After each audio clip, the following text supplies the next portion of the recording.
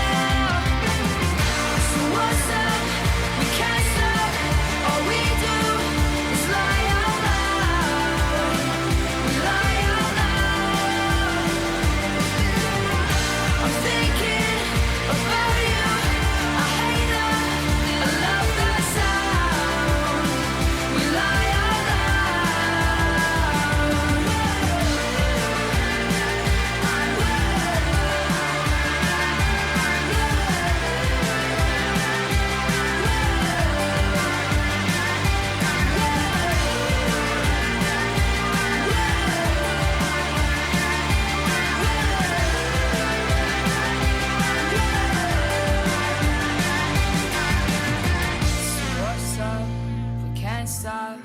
All we do is lie out loud. So this is the final product. Let me know what you think of them in the comments down below, how you think they turned out, if you've done anything different, and make sure you go follow me on Instagram because I'll be sharing some pretty cool pictures of these as well. That's all for today's video. Thank you for watching, and I will see you in the next one.